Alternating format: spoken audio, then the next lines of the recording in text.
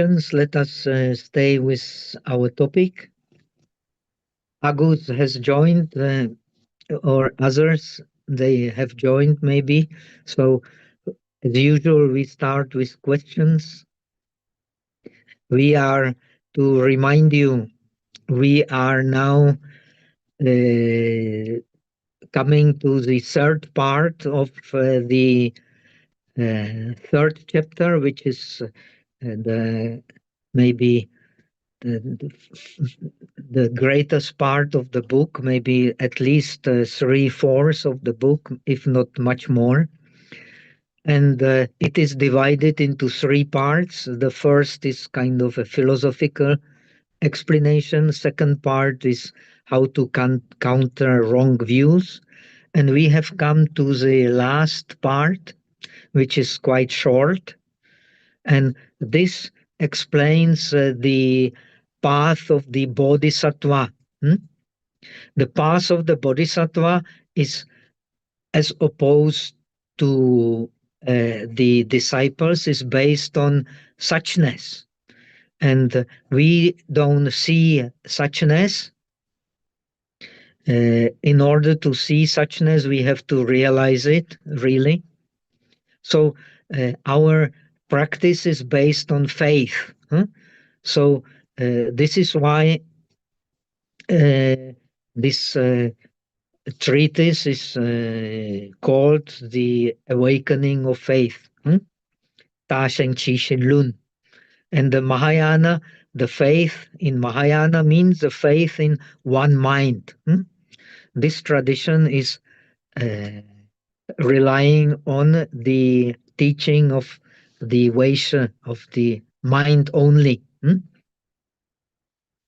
And the faith, actually, in the interpretation of Sanskrit tradition, it means like clarity, prasada. It means love, according to Abhidharma Kosha. The faith is defined as love, prema. According to other scriptures, also as clarity, as prasada. Prasada in India means also offering. When you do worship, you get like offering from the priest and so on. Here you get offering from the actually you are being imbued, as we have learned, by suchness, which is the object of the faith. And by believing the suchness, you get a clarity and you get an understanding. And so on this clarity is based the understanding of conduct. So when we understand the conduct, then we can get the realization. And the conduct for a bodhisattva is the practice of the paramis. And the bodhisattva paramis, the disciples also practice paramis, but the bodhisattva paramis are based on the non-dual wisdom. That we have to be very clear. It is based on avikalpa jnana, the non-differentiating wisdom. The wisdom of the disciples is the differentiating wisdom. So the differentiating wisdom, we need whatever tradition we practice, but the aim of differentiating wisdom is to become familiar with the non-differentiating wisdom, which brings the supreme clarity.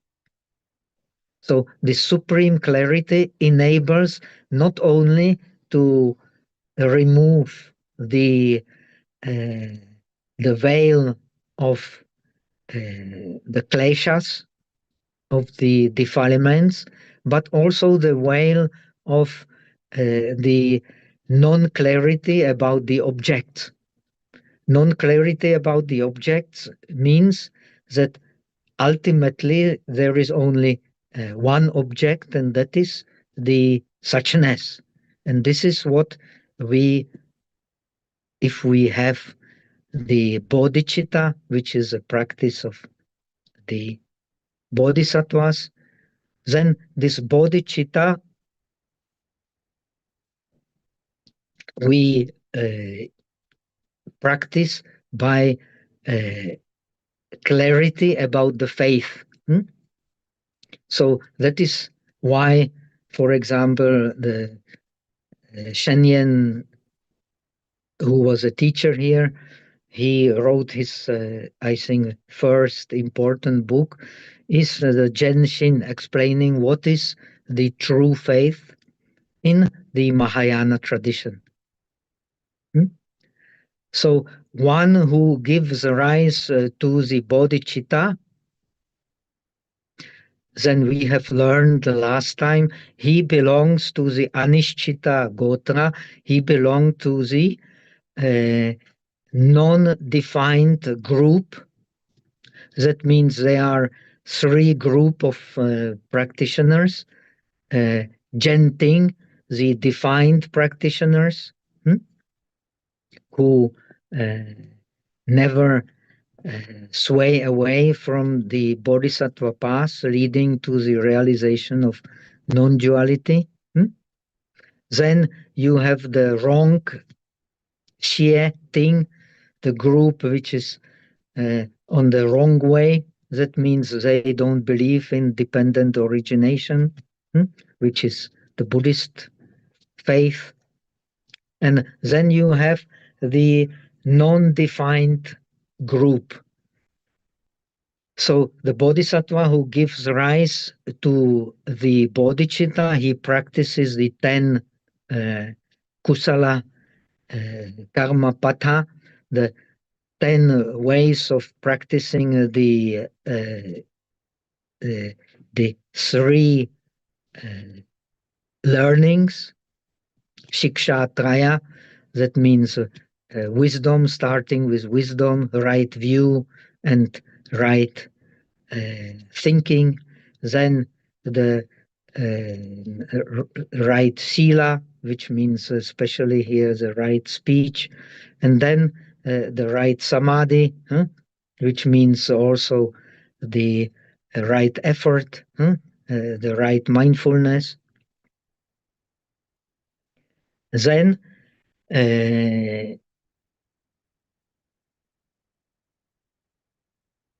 we have come, I think, so far. So one who has, we come to the next part. I did not take my translation, and I did not take any notes. I only have the text. But let me see what I remember. I hope I can remember much. I have taken some notes. Then I will not translate word by word. Let me translate just roughly. So if we give rise to the bodhicitta, then one has to practice just like giving rise to Buddhist practice. We have to practice the right mindfulness. The right mindfulness of the disciples is based on the right mindfulness to the body, to the feelings, to the mind, and to the objects of the mind. But here, the right mindfulness is the real object of the right mindfulness, eventually becomes the suchness itself. And to practice the right mindfulness, the right four foundations of mindfulness become one foundation of mindfulness. That means suchness and suchness samadhi. Just like four foundation of mindfulness are the base for the dhyana, which is explained in the Shravakas as being the right samadhi. Here it is the samadhi of suchness. This is the aim of the bodhisattva path. And for the samadhi of suchness, the text explains we need three minds. Let me see the text so that I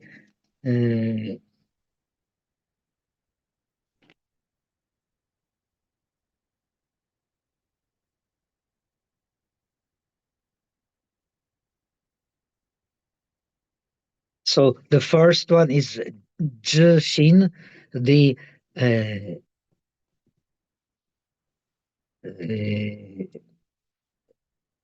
straight mind.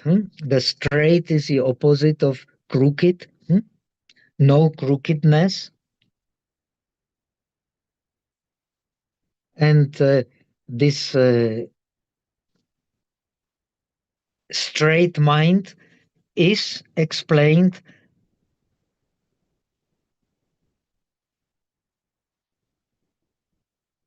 as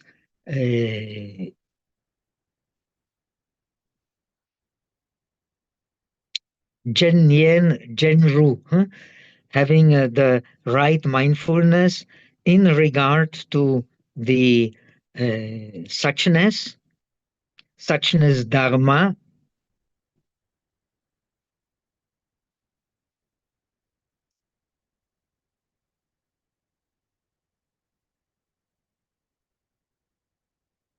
So what does it actually mean? That means that you always bring the suchness into the mind as being the actual object of your practice. So you remember the suchness because the suchness actually means that the all dharmas are equal. In substance, all dharmas are equal. The all dharmas are equal because the Buddha mind is equal like to all beings.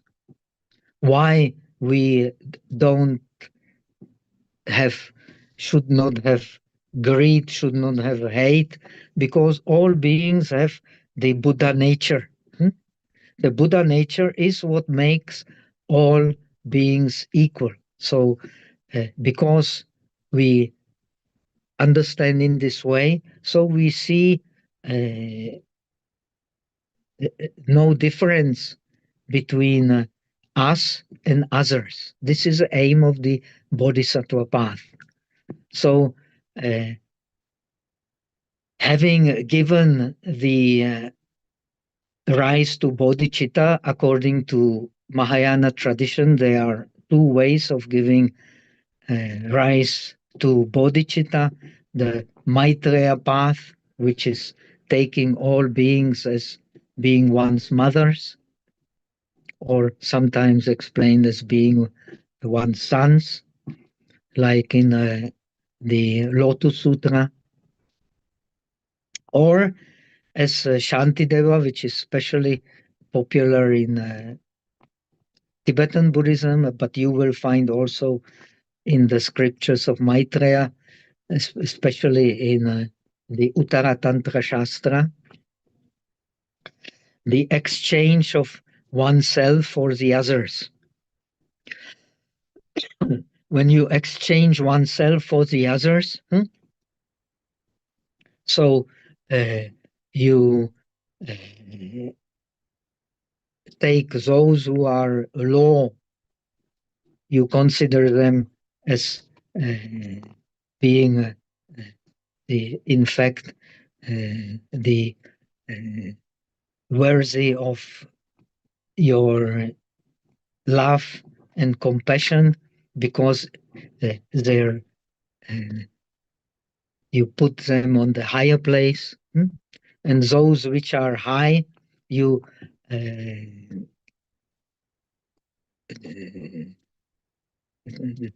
give them the proper attention, but you do not take them as kind of yourself being a slave, but you give them the proper consideration in terms of the sameness. And if they are the same, then you compete with them in producing the wholesome dharmas. So in all situations, you are benefiting by exchanging yourself for the others. So when the higher, so you put yourself down, but by putting yourself up, when the lower, you put yourself up by putting yourself down.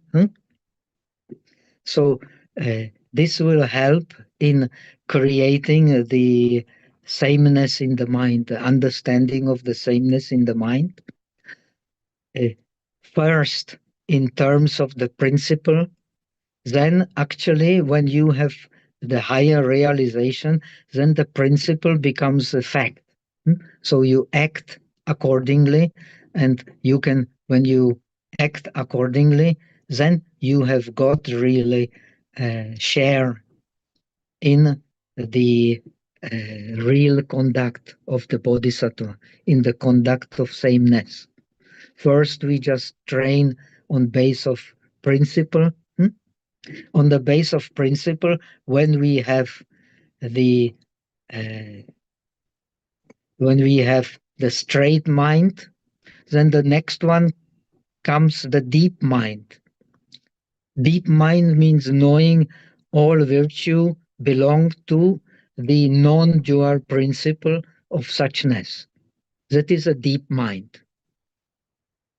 So just like the Vajrachedika, the Diamond Sutra explains, so one can collect the beings for Dharma without differentiation. How can one do it?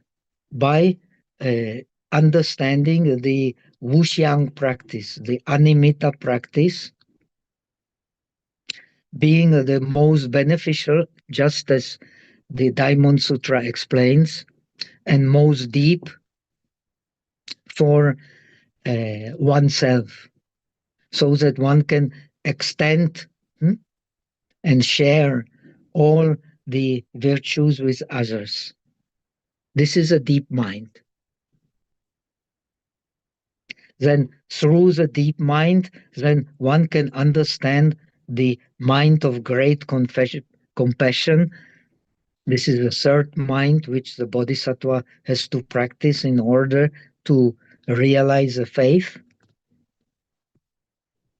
So this means as there is no difference between self and others, because we have practiced a deep mind based on the direct mind, direct contemplation of suchness as being the only reality.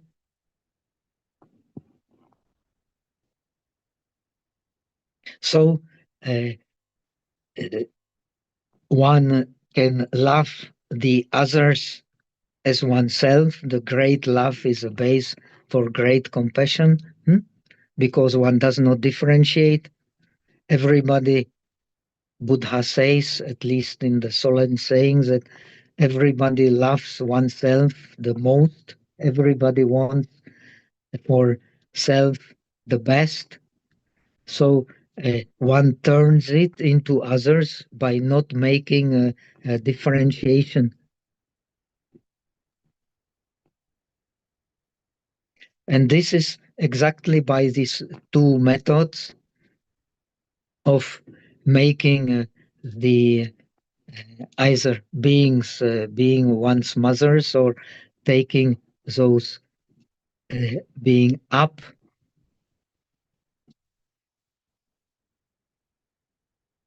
as object of compassion if they have pride. Hmm? The pride is also ignorance.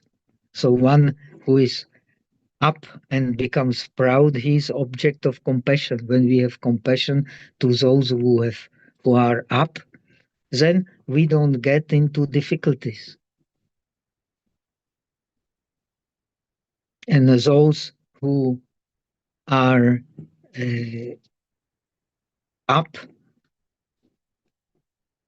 we take as object of compassion, and those who are down, then we uh, contemplate them in terms of the Buddha nature. They, in terms of the Buddha nature, they are the same.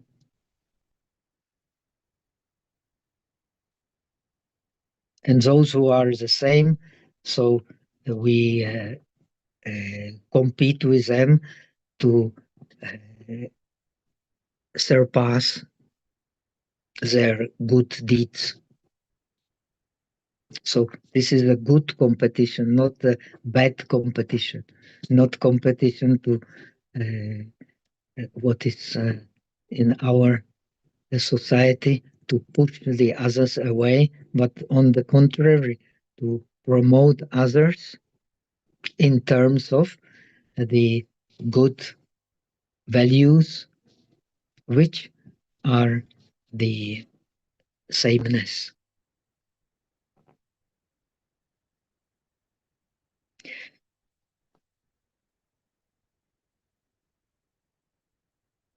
So then comes a question. Uh, it was explained before that the Dharma Dhatu, the realm of the Dharma, is one, and the essence of Buddhahood is non-dual. So why not just to think and meditate on this suchness? Why to take so much trouble to collect all the skillful means? Hmm?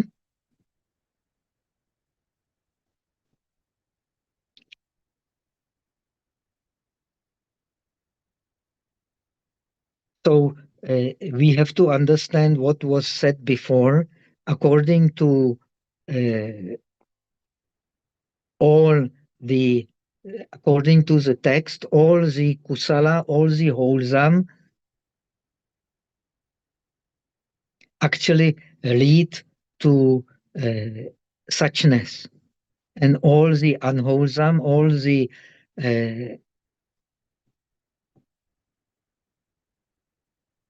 they lead to ignorance, and the ignorance has innumerable forms, while the suchness ultimately is one.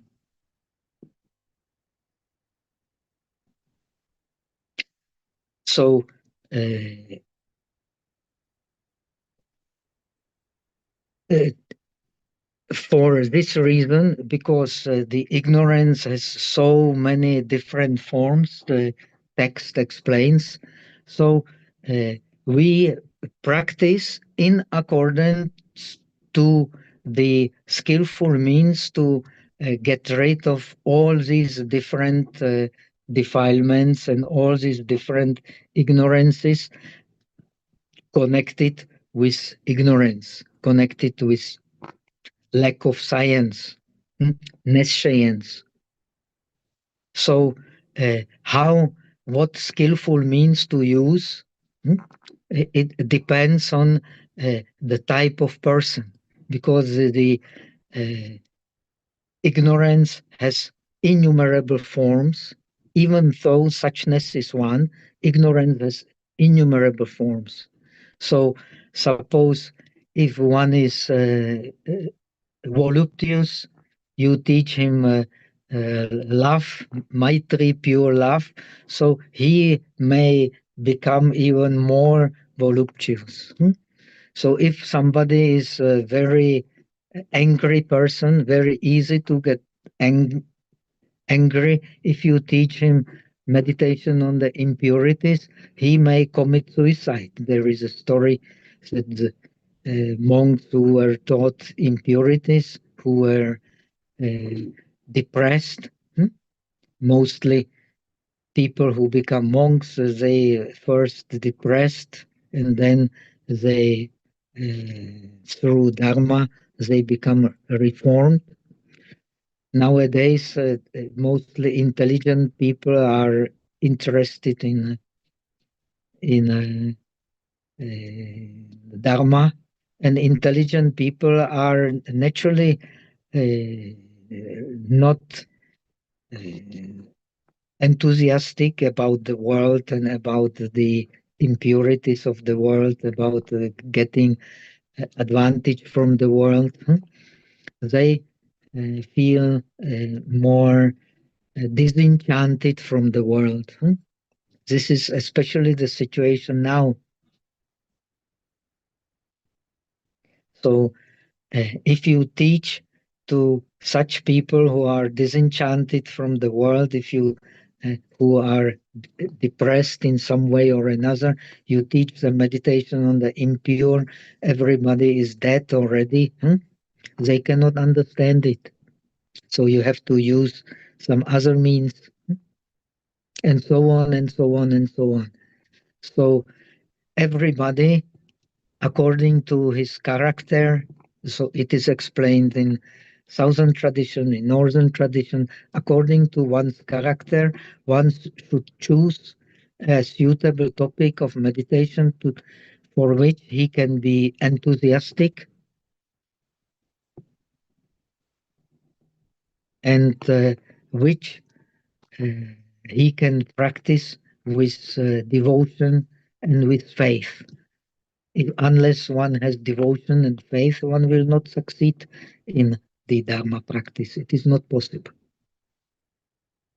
because, as explained in the Buddhist teachings, one of the most famous verses of Dhammapada, the path for the personal gain is different. The path to nirvana is different. One who understands it as it is, he becomes the disciple of the Buddha. Anyahi labhu upanisa anyahi nibbana gamini etat yatha bhutam nyatva savaka hoti buddhasa, says Dhammapada. So everybody, according to his inclinations, according to his vasanas, according to his habits, he should choose the suitable topic of meditation for which he can be enthusiastic and which uh, addresses him in depth. So, based on these three minds, on straight mind, deep mind, and mind of great compassion, which a bodhisattva has to practice in order to succeed in faith, when he succeeds in faith, then he is sure to practice in a correct way. So it is same like in the tradition of the Shravakas, when one has attained the uh, forbearance, the kshanti, based on knowing the heat and knowing the top, then one is, so to say, sure to attain nirvana. Here, when one has practiced the three minds, then one can practice the skillful means correctly, and when one practices a skillful means correctly, one can actually succeed in the first stage of uh, of practicing the bodhicitta. It has been explained last time. Three kinds of bodhicitta, three stages in the practice of bodhicitta. Bodhicitta based on success in cultivation of the faith, cultivation of the Shin, cultivation of Shraddha, which is clarity, as we have explained, which is love, as we have explained, then based on understanding of the conduct, that means correct practice of the paramis, based on the uh, great wisdom, non-dualistic wisdom, and finally, the realization of the suchness. So the uh, practice of success of the faith is are the 10 according to the Chuen teaching, according to the official teachings, to the traditional teachings, the 10 practices of faith, where all the traditional practices are contained, but contained, as we have explained, on the basis of uh, the mindfulness directed to suchness. So, uh, when these 10 practices of faith have succeeded, it is said to have happened officially after uh, 10,000 kalpas. I think I have explained the last time. It is very, very long time. But of course, they are text explained, they are uh, exceptions. They are those who don't need to practice so long. So you have the teaching of the Quan Jiao, the official teachings, and you have the Yuan Jiao. You have the teaching of gradual enlightenment. You have the teaching of the sudden enlightenment. Both teachings, they complement each other. This is very important to understand. They don't exclude each other, they complement each other. So, if you actually have deep faith and you have good conditions like meeting a Buddha, like giving rise to deep compassion, no, contemplating the decadence of Dharma in our age, and like the very intensive practice and so on. These conditions can speed the practice, or if you don't have these conditions, then you can also kind of uh, fall from the practice. But once you have attained the faith, so this falling from the practice is actually not real. And this time can be shortened, but actually, the aim of the practice is to practice with the perspective of no time, which is actually at the background of the non dualistic teachings. But these non dualistic teachings should not contradict, and this is very difficult part of understanding the Mahayana practice, should not contradict the official teachings. So, according to the official teachings, there are 51 stages of the Bodhisattva path. The first 10 are the 10 kinds of faith. Then you have Shi Zhu, the 10 abodes in the practice. When you abode in the practice, then you practice uh, based on understanding of conduct, based on the uh, the high wisdom, the non-dualistic wisdom. That means all the virtues belong to the highest reality, not to an individual.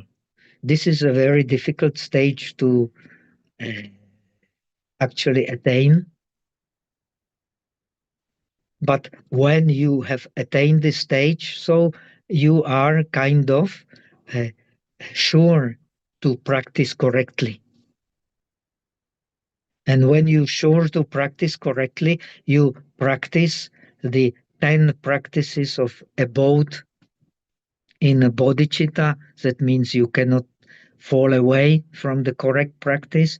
And then 10 practices of uh, correct conduct according to the suchness, not according to the individual.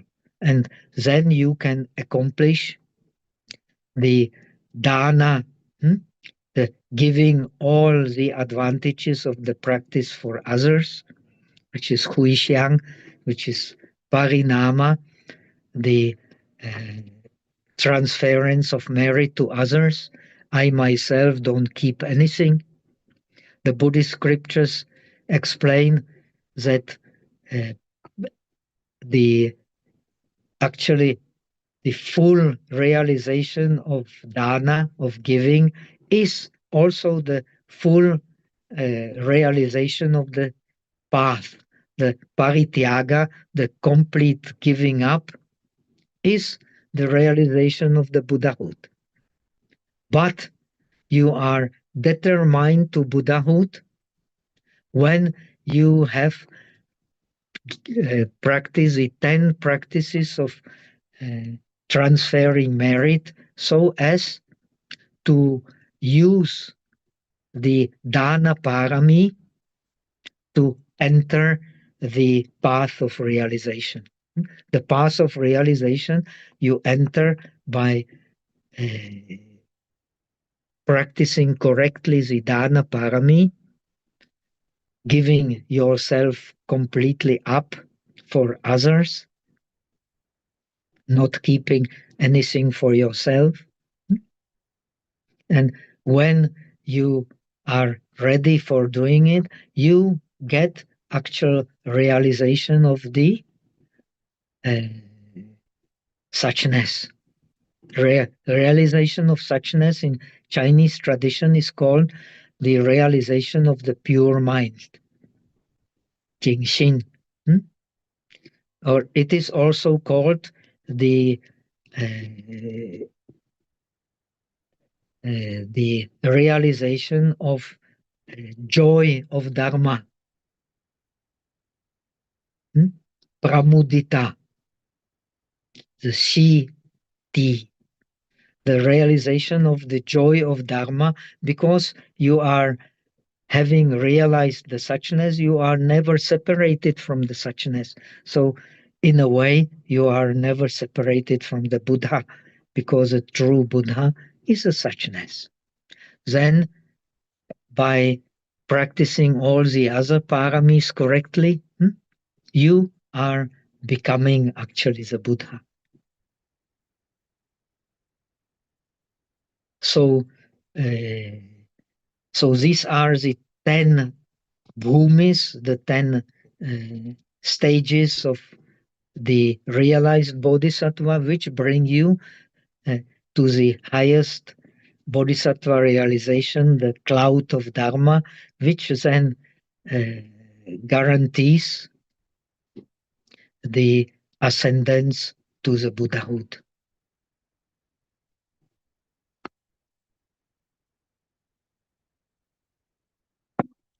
Then the question is, why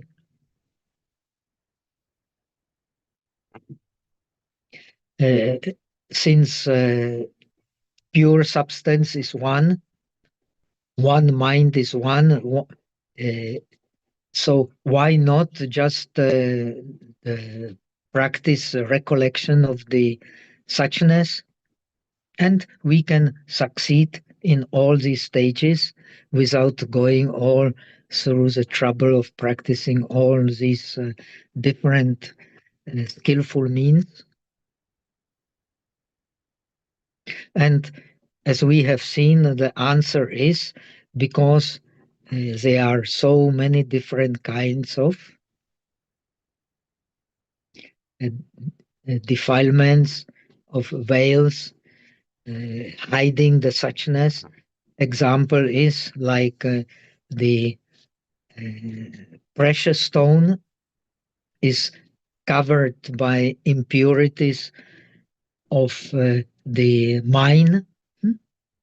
Similarly, the this precious Buddhahood, Buddha nature, is covered by the impurities of the mind, by ignorance of the mind. So we actually do not see the suchness as it is. We only see it through the concepts, and the concepts are not reality. This is especially true for the Yogacara Buddhism. So the based on the three minds, one, in order to attain Buddhahood, is not enough to practice this uh,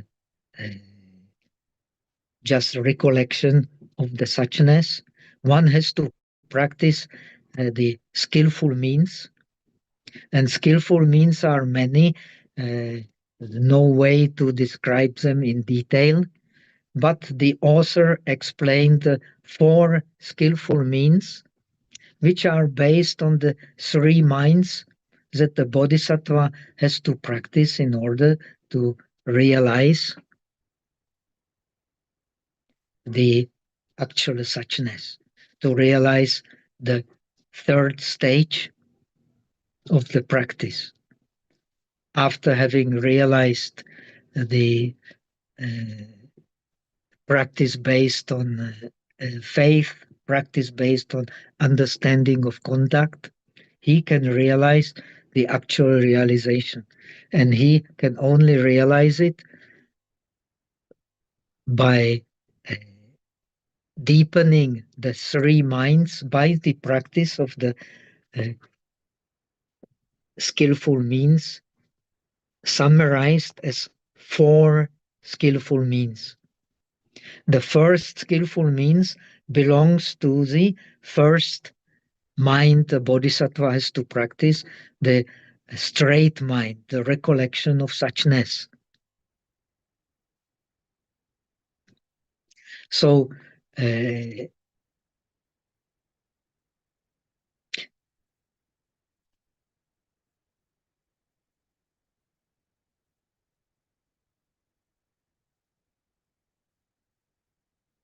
first skillful means is called the root skillful means.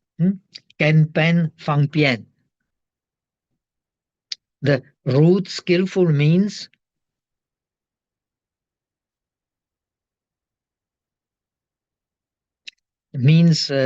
understanding that the or regarding all the dharmas, because they don't have any self nature, so they are actually, this self nature is never born. The uh, uh, they're not being the self nature, so the dharmas are not really born. They are born only in the relative reality.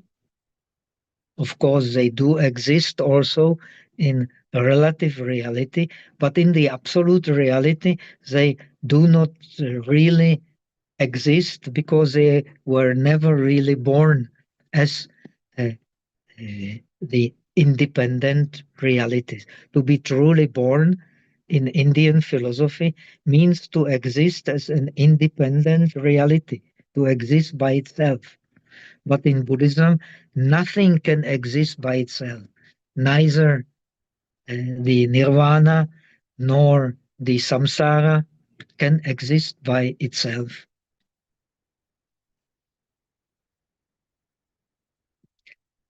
So,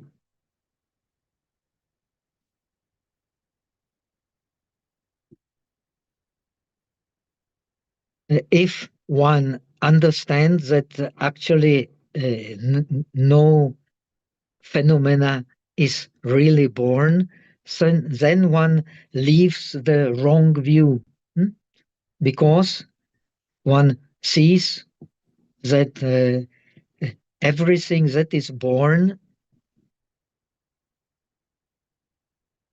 is only born by causes and conditions.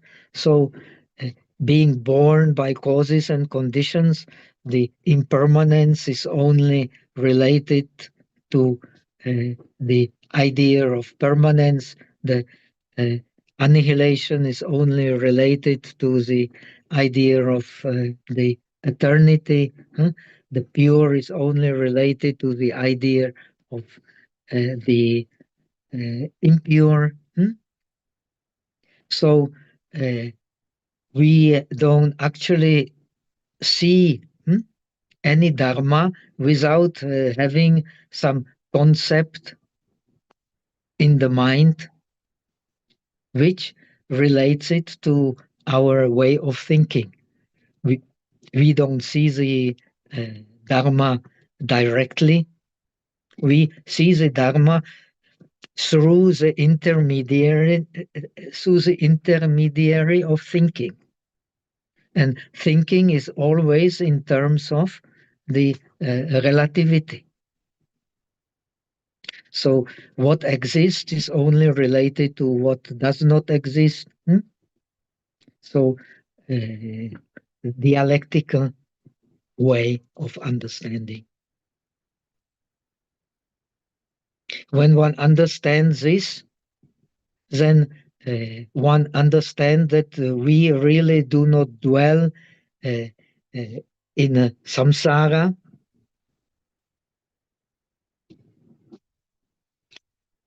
and even so, uh, nothing really arises without causes and conditions. Yet the uh, karma, this is the mystery of Buddhism, very difficult to understand. Yet the whatever karma we do, the result of that karma is never lost.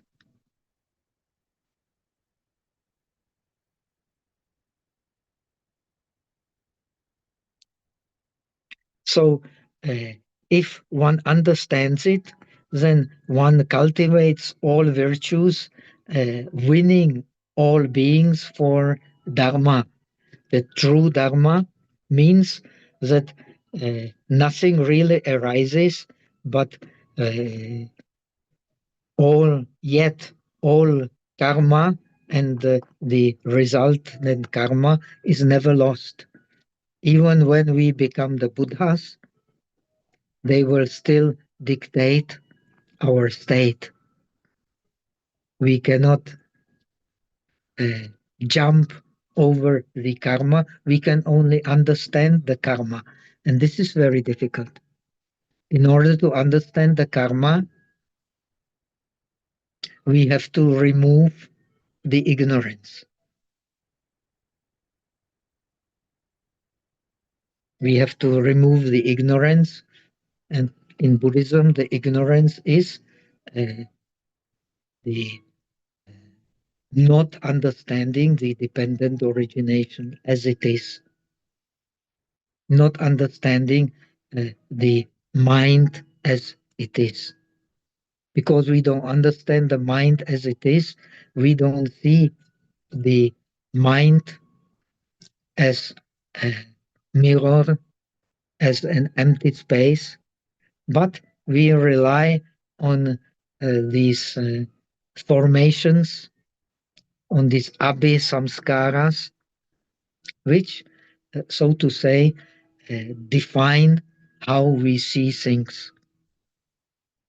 We put things together according to our previous thoughts, our previous perceptions, our previous memories.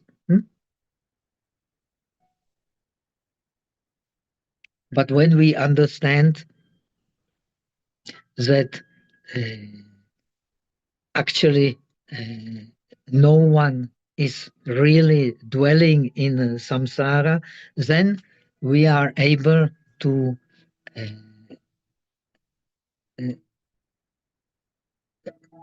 to win others for dharma, because the true dharma also does not dwell.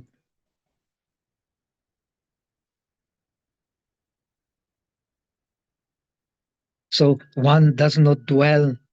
The idea is of this direct or root skillful means is that one does neither dwell in samsara nor dwell in nirvana. So one can adopt to the dharmata, to the fashing, to the true things the things are. The Buddha nature is a sameness of all beings, all minds, and the fashion, the dharmata, the true way of things is the sameness of all the phenomena without exception. So all the phenomena do not dwell. This is the root skillful means. Very difficult to understand. No phenomena really has a dwelling, because a mind has no dwelling, and all the phenomena dwell in mind. This you will find even in the Dhammapada. The one becomes the Buddha by having no dwelling in the world. But in the non-dualistic teaching, not only not having dwelling in the world, Arahat has no dwelling in the world. The Arahat is also the Buddha, but not a perfect Buddha according to Mahayana. So the perfect Buddha not dwell in samsara, also not dwell in nirvana, not dwell in deeds, and not dwell in results. This is the mystery of karma vipaka. The resultant karma gets never lost.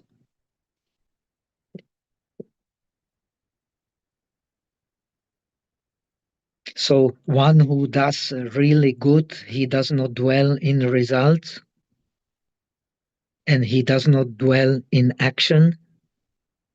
So he adopts, we have learned before, it comes in the first part, the philosophical part. Where does he dwell? He uh, understands the purity of wisdom, and he understands the ye, the unthinkable action based on purity of wisdom. So the understanding the root skillful means understanding the body, what the first part of the explanatory calls the body of wisdom. The body of wisdom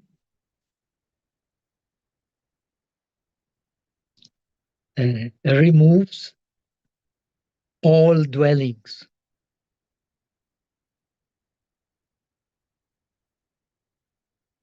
So the body of wisdom uh, uh, is in the suchness, and the suchness does not dwell anywhere, but dwell in knowledge, in wisdom. And to dwell in wisdom means not to dwell anywhere. So we are connected with a paradox, which is in a way contemplating this paradox is the uh, kind of the base of the uh, the direct way, direct practice, which is called in Chinese tradition Chan. In the Tibetan tradition, it is called the uh, the Dzogchen, or the great perfection. Dwelling in uh, great perfection, or dwelling in Chan, means to dwell in emptiness, and dwell in emptiness means uh, not dwelling anywhere but knowing everything. So this is the first skillful means.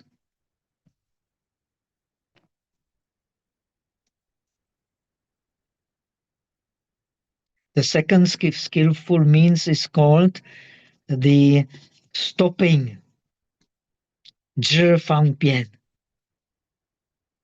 And this zhi fang pian is the Hari Otapa, as it is called in Pali, the shame of doing evil, and the fear of doing evil. We stop the evil actions because we have a shame of doing evil. That means we have uh, appreciation for oneself. Because we have appreciation for oneself, then we don't do evil. And we have fear because we fear the results.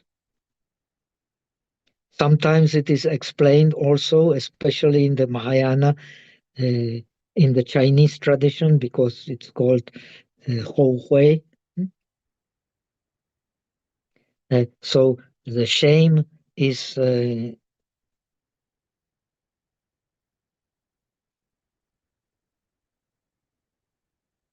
before doing something evil, we have the shame, and after doing something evil, we have the fear.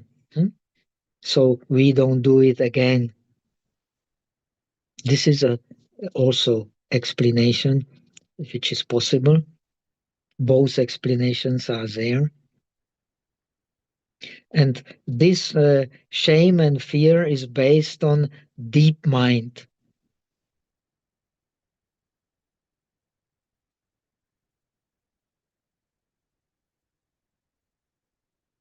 Due to which one then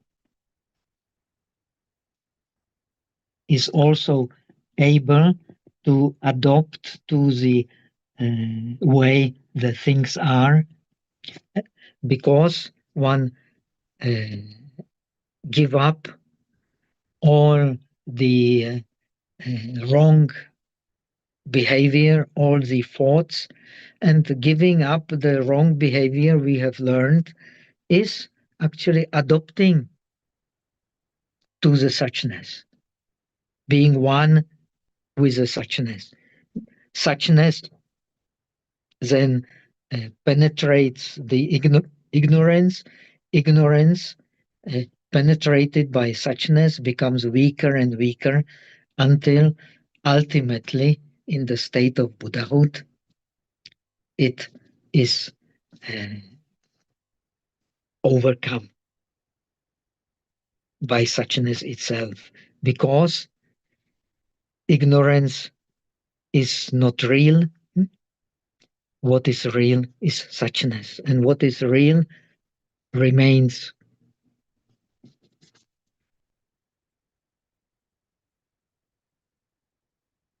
And the peculiarity of the scripture, as we have seen, is that ignorance and suchness, they always, in our state, in the state of uh,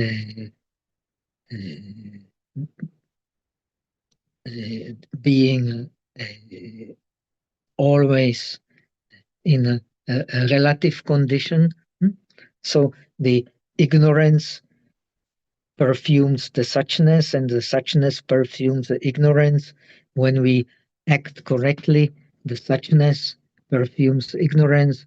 When we act based on the akusala, the non-healthy dharmas, the greed, hate, and ignorance, then the ignorance again permeates the suchness. And when we practice the stopping the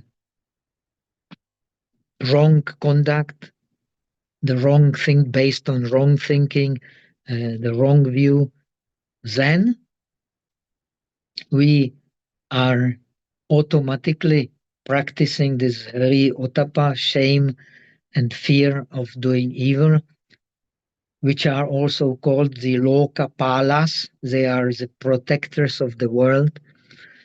This world, at least the scriptures say, still exists because these two dharmas protect the world. The shame and fear protect the world so that there is still love, compassion, joy, and equanimity, which make the life a positive experience.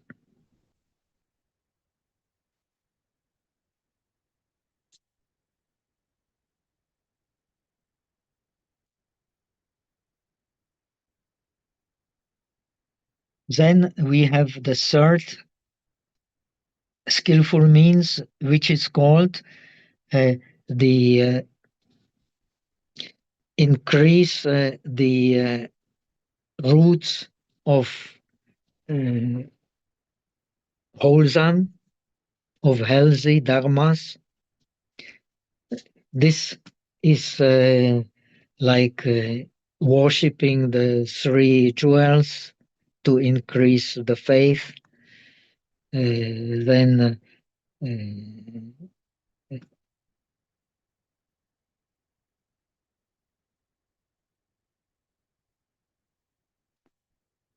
then give offerings to the Buddhas, Bodhisattvas, teachers of Dharma, and so on, uh, to persuade the Buddhas and Bodhisattvas to continue turning the wheel of Dharma. And by all these means, we are increasing our faith, our clarity, as we have said, our love, which is the base of all the virtues, the base of faith. And faith is presented in the Abhidharma as the hero coming in front of all the other wholesome things. According to Buddhism, all the wholesome dharmas, all the wholesome factors of the mind follow the leader, which is the Shraddha, which is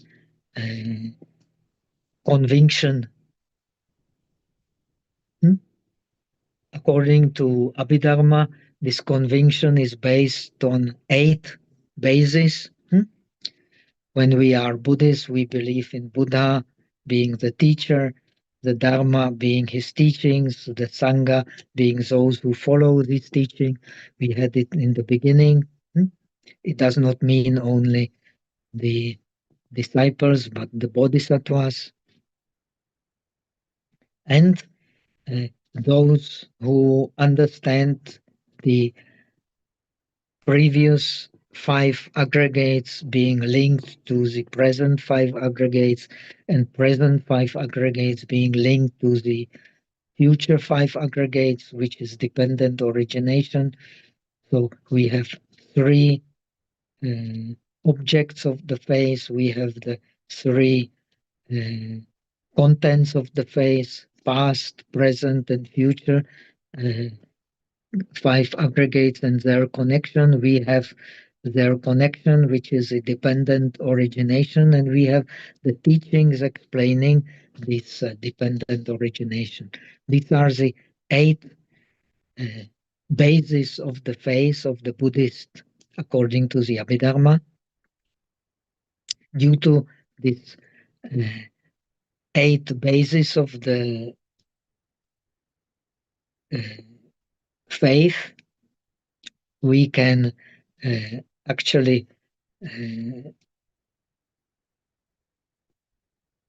weaken the obstacles which prevent us, in case of the Mahayana practice, from seeing the suchness, and such, and as by seeing the suchness we can accord with the nature of the things, which is dharmata, and so according with the dharmata we can uh, benefit oneself and benefit others. Hmm? So this is the third skillful means of the worshipping the jewels, the doing anumodana, the rejoicing at the virtues, and convincing the Buddhas to turn the wheel of the Dharma.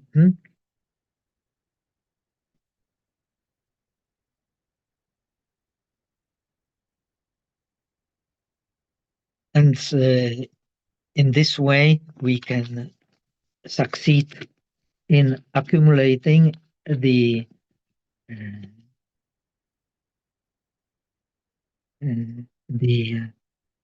roots of wholesome.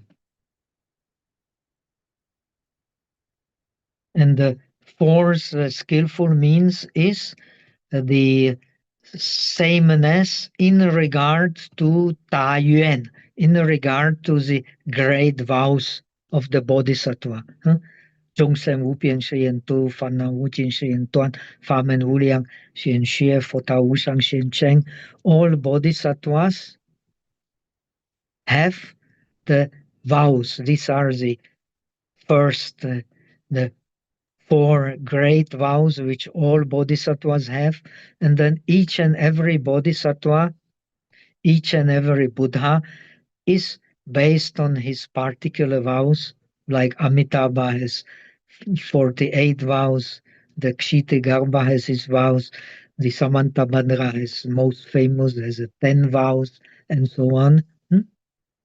But according to these vows, then one practices the equality, that one does not only liberate oneself, but all beings.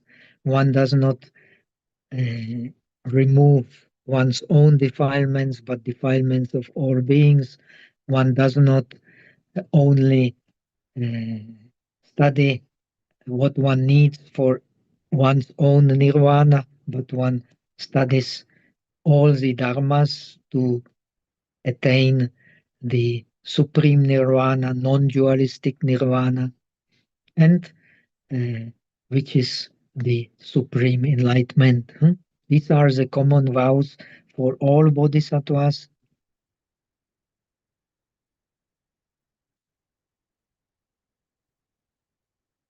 So when we study Buddhism to attain nirvana without rest. The nirvana without rest for the disciples means that the as long as Arahat lives, he lives in the five aggregates. But when the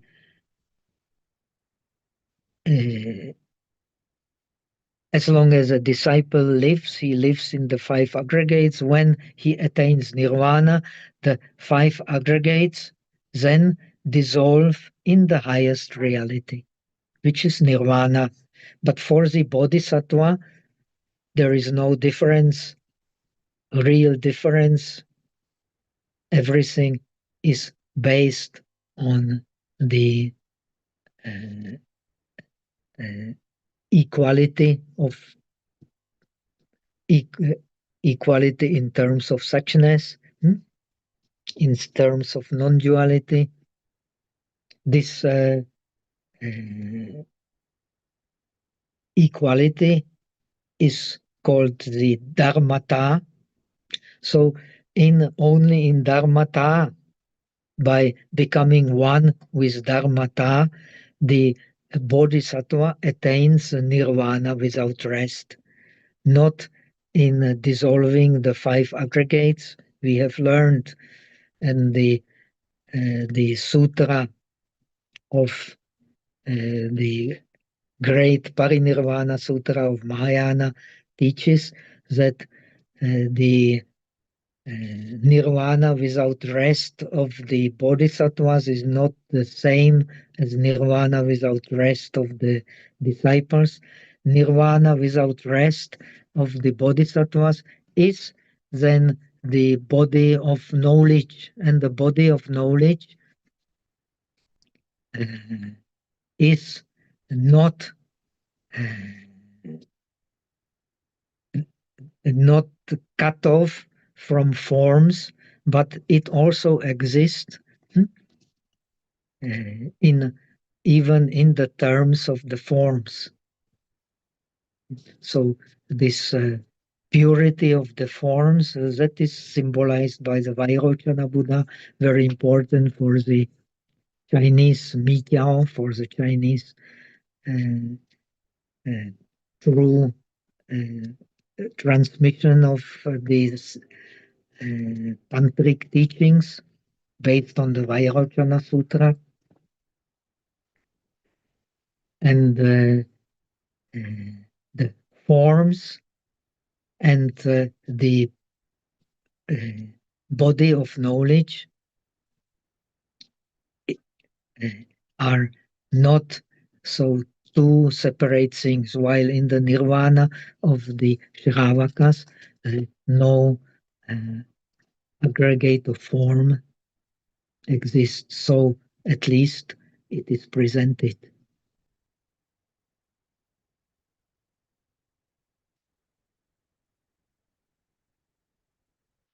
So because the dharmata is everywhere, is non-dual, so through the dharmata, one can benefit others because the dharmata extends everywhere without uh, any uh,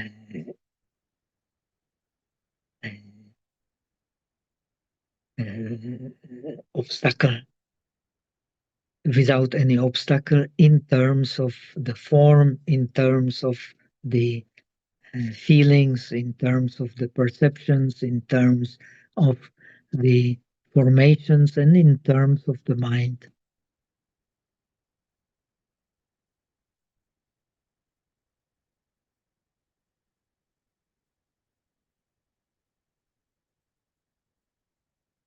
So, due to the bodhicitta determination, bodhisattva can get a vision of the dharmata, of the true nature of things, the non-dualistic nature of things. But he can only actually realize only a small part of it according to the teachings of the Yogacara, as we find in the Trimshika of Vasubandhu, the 30 verses of consciousness only, the true knowledge of mind only is the privilege of the fully enlightened Buddha. Here, the same idea, the true knowledge of one mind, is only the privilege of the perfect Buddha who can understand the great essence, the great uh, attributes of the essence, and the great uh, application of the essence in the full extent. We if, even when we become realized bodhisattvas, we can only understand a small part of it. But when our determination for bodhicitta, when our faith has been accomplished, the practice, so we can understand, we can get a vision of Dharmakaya, of the way the things are, but only a small part of it.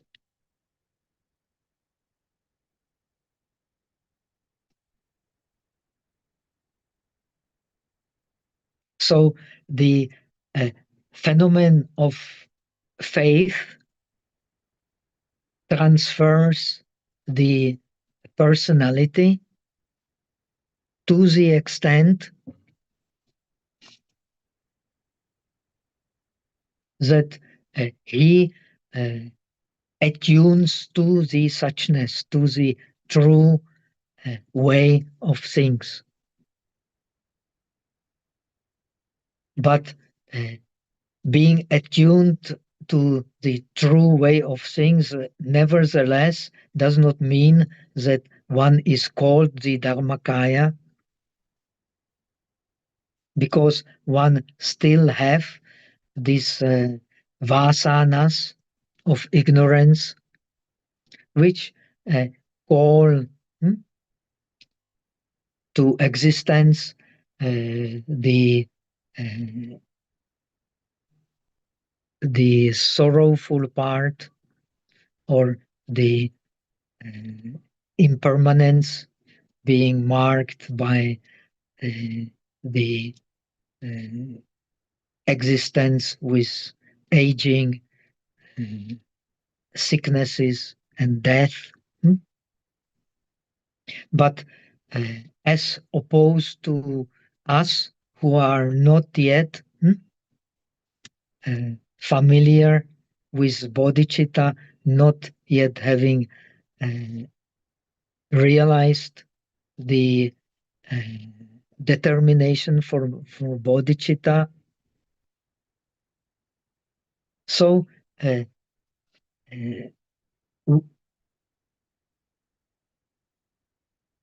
our dukkha is still related to the bond to karma. But in this stage, this bond to karma is weakened because of this power of determination becomes spontaneous. In us, it is still based on concept.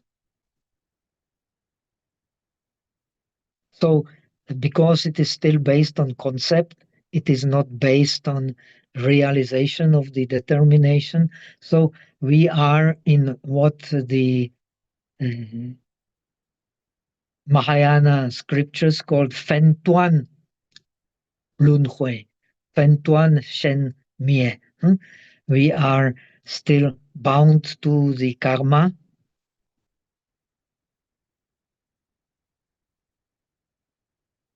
The one who uh, has realized the determination, he is he ceases to be a fanfu, he ceases to be a pritakjana, so he is bound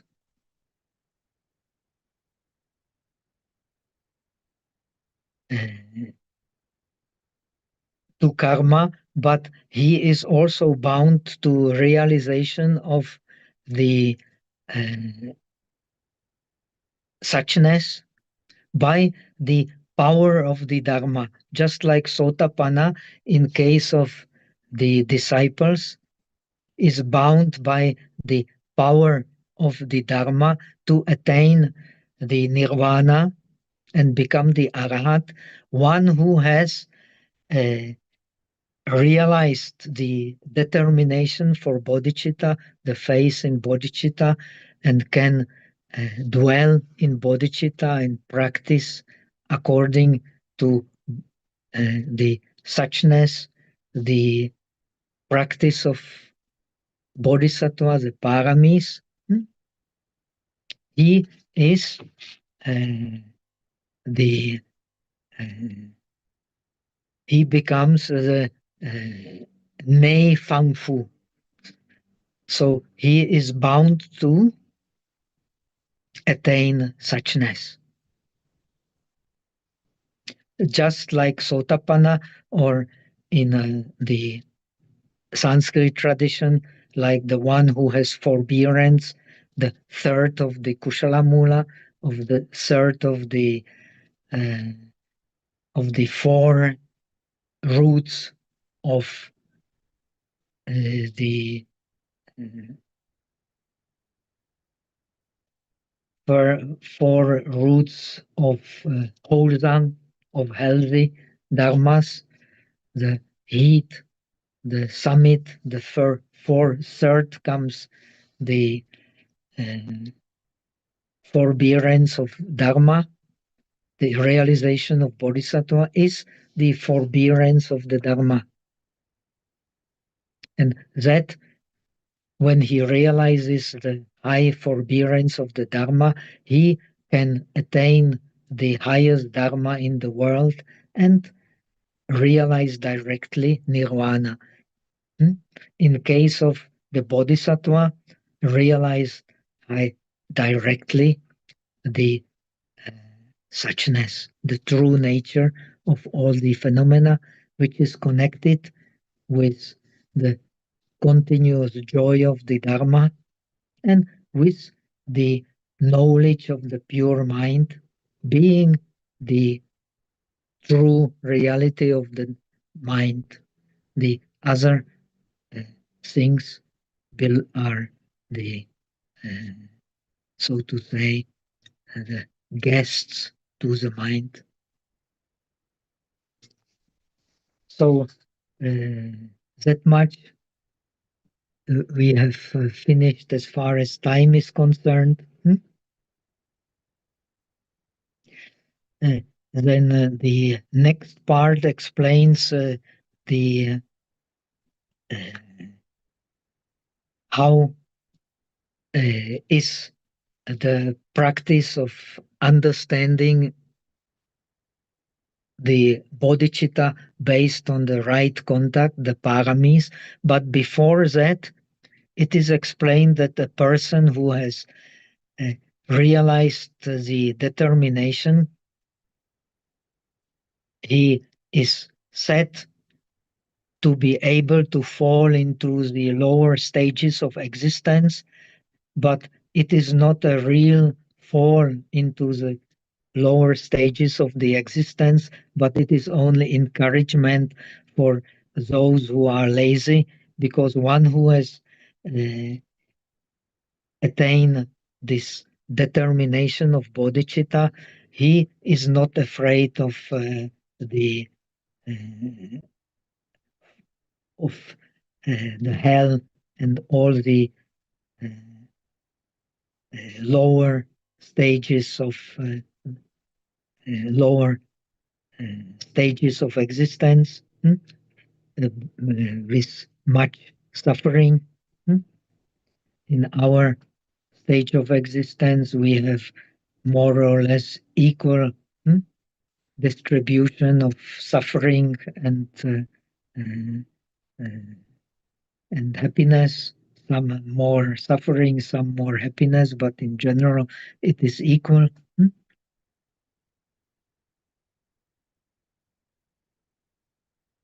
So, if one does not meet a wrong teacher, he cannot really fall.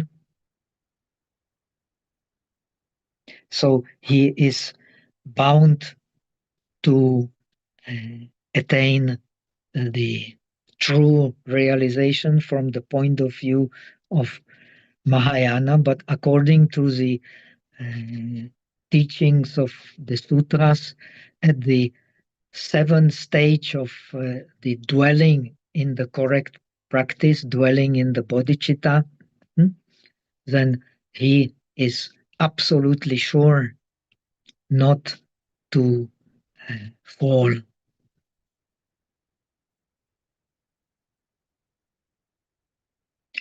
So after really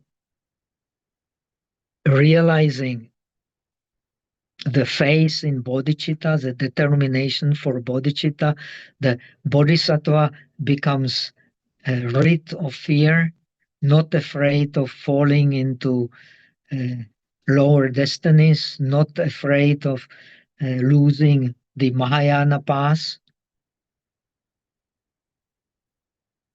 and the good practitioners of the Mahayana, then they have attained the stage. Like I have heard Master Shenyan, when I accompanied him, he always said, used to say that he is in the stage of having lost the fear of falling into lower destiny.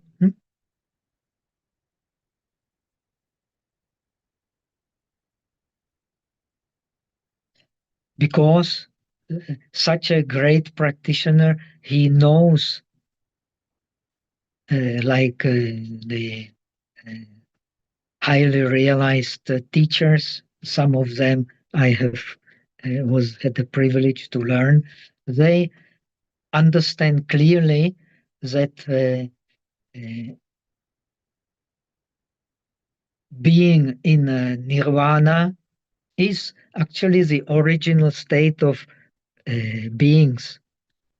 Everybody actually is in nirvana, but only the realized, highly realized practitioners who have realized determination or faith in bodhicitta, they see it clearly, so they are not afraid of falling into lower destinies.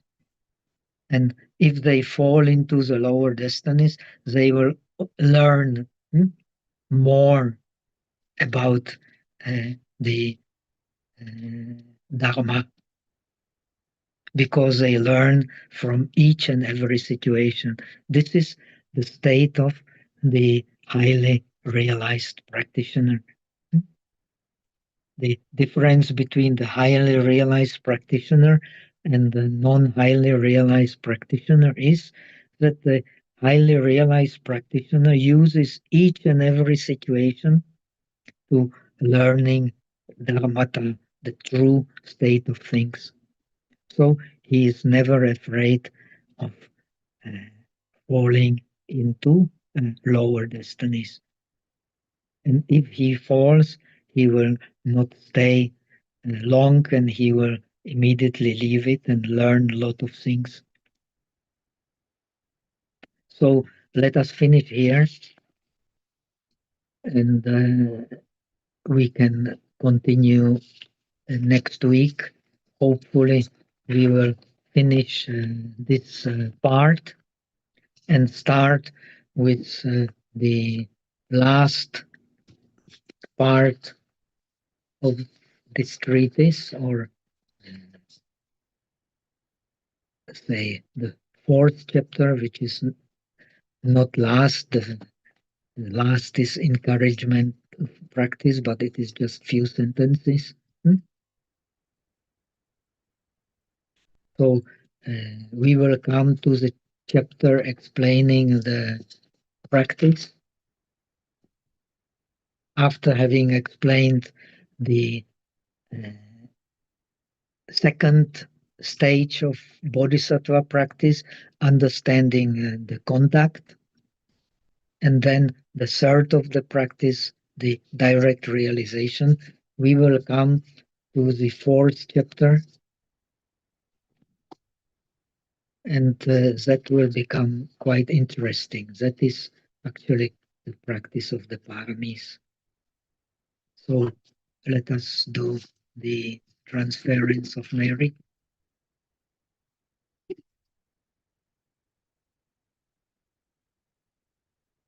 愿你这功德普及一切，我等一众生皆共成佛道。May the merits of this practice spread to all beings so that we attain the state of the highest realization. Om Mitopa. Okay, so I did not take my translation and notes with me, so I'm just doing directly from the text. I hope I have summarized somehow comprehensively this part, and next week we can finish completely this third part of the book and start with the fourth part of the book, and so we will slowly cover the whole book. Okay, so see you next week, 8:30 my time, Taiwan time. I think the European time will change, will become summertime, but I don't know exactly when. At some stage in March, usually, not anymore from 1:30, but will become as usual from 2:30. For the European friends, please find out when the summer time comes with the official beginning of the spring, sometimes around that time. And as far as us now being in the Far East, there is no such a change. The time remained the same. Okay, so that much for today. See you next week. Bye-bye. Thank you, Pastor. Thank you.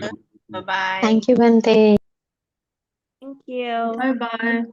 Thank Bye-bye. you. Thank you, Bye-bye. Bante. you. Thank you, Bante. Thank you.